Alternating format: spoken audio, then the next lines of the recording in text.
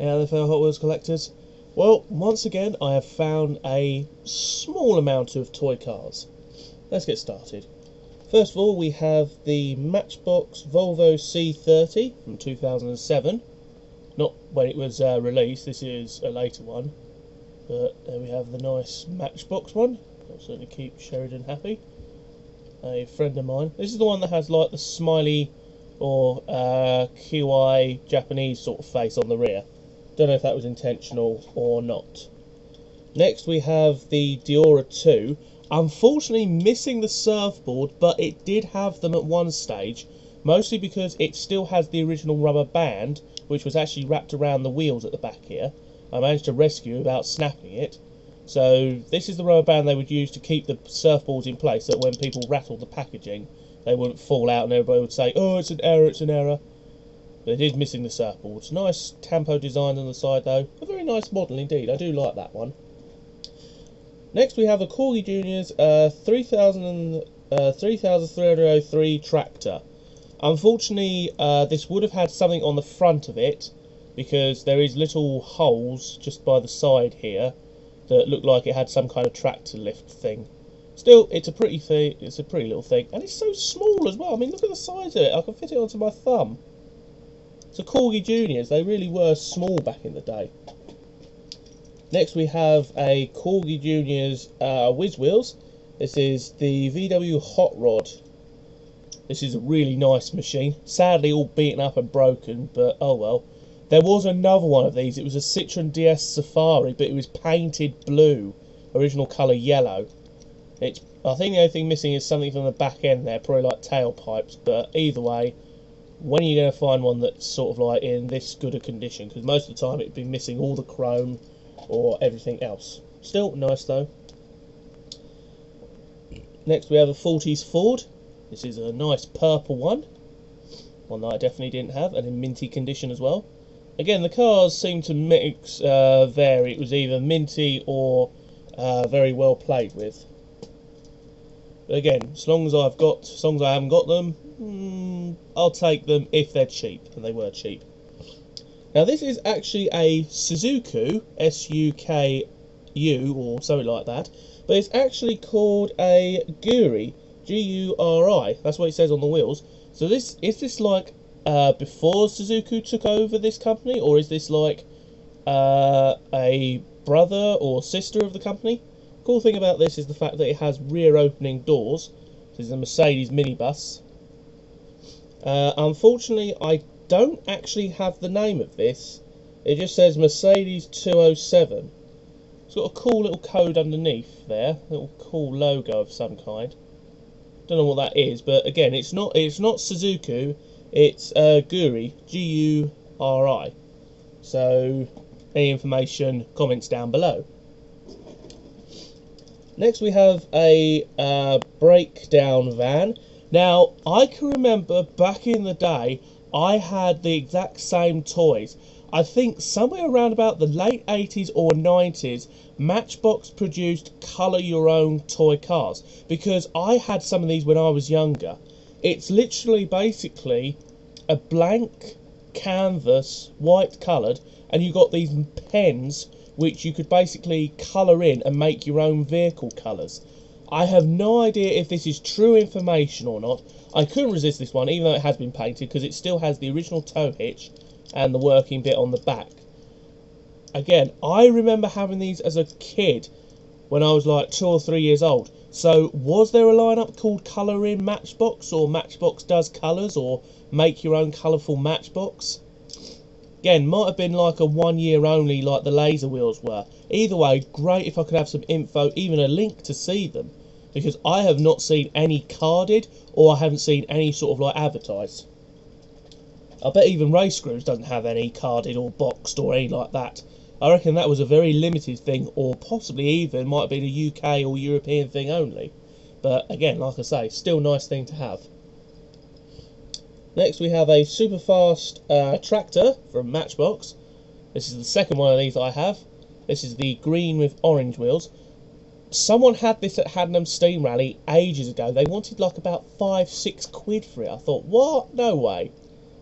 I mean, yeah, it's old, but it was in a lot worse condition. In fact, I think all the orange from the wheels had gone. It was chipped and scraped, so I thought, no way, I'm not having that.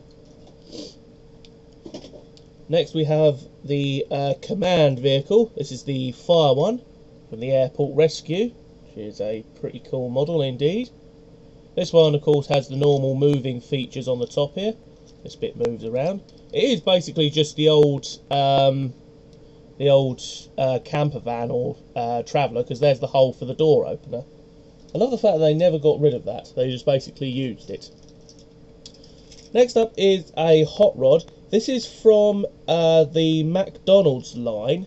So this is from like the McDonald's era. I thought it was originally California Custom, but then I saw that it was rather cheap.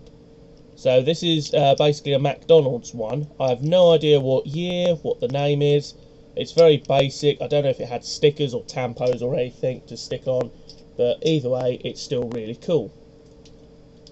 Next we have something that I thought Majoretti didn't actually do. It's a Ford Model A van with Sandringham on the side. Now Sandringham's an English place, I think. Still, it is really cool to get this because, well, I've never seen it before. It was in great condition. It was really nice. The only other one they had that was Majoretti was the Majoretti truck with the crystal glasses Scotland one on, which I already have somewhere in that lot over there. I just point over there and you get the general idea. It's somewhere over there. Next we have this rather cool little micro machine. It's in the shape of a school bus, and it is a micro machine because it has the distinct wheels and the base. This is really cool. I never knew they did it.